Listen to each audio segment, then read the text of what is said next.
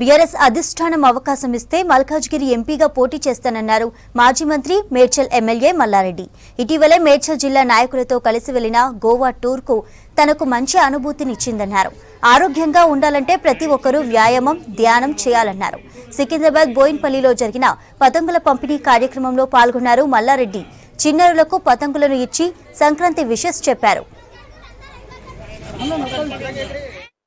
ఈరోజు పెద్ద ఎత్తున గత 15 సంవత్సరాల సంది కూడా మా టింకు గౌడ్ మా బోయిన్పల్లిలో మా పాత బస్తీలో మేము పుట్టిన ఊరిలో పిల్లలకు మంచి పతంగులు ఎగిరేయాలని బాగా ఫ్యాషన్ కాబట్టి సంక్రాంతి పండుగ ఆనవాయితీ వస్తుంది కాబట్టి పిల్లలందరికీ కూడా ఫ్రీగా మాంజా కానీ చెరుకులు కానీ ఇవన్నీ పతంగులు కానీ ఫ్రీగా పంపిణీ చేస్తాడు. ఎంతమంది వస్తే అంతమందికి పంపిణీ కార్యక్రమం చేస్తాడు. దీన్ని నన్ను పిలిచినందుకు అదే వాళ్ళ యువ సంఘం అందరికి కూడా ధన్యవాదాలు. ఇట్లనే ప్రతిసారి పంచుతాడు, ప్రతిసారి పూజ చేస్తాడు, ప్రతిసారి నవరాత్రి పూజలు చేస్తాడు, గణపతి ఉత్సవాలు చేస్తాడు. ఈసారి తప్పకుండా కంటోన్మెంట్ బోర్డు మెంబర్ నిలబడాలని కోరుకుంటున్నా. ఆయనకు బంగారం ఉన్నది, ఎంత సంపాదించిండు.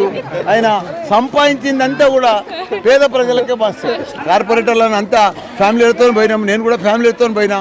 చాలా మంచిగా అనిపించింది. గోవాలో అన్ని మంచిగా ప్యాలెస్ సూట్ ఎక్కినా, మంచిగా అండర్ వాటర్ సీ పోయినా, మంచిగా ఇది స్కూటీ నడిపించిన నీళ్ళ సముద్రంలో చాలా ఎంజాయ్ చేసిన.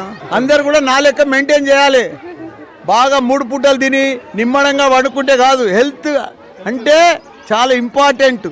Health is a wealth. Wealth కాదు, వెల్త్ కంటే కూడా ఎక్కువ. హెల్త్ లేనిది ఏమీ లేదు జీవితంలో. నేను 71, ఇప్పటికి కూడా ఎంత స్మార్ట్ ఉన్నా చూసుకోండి. ఫుడ్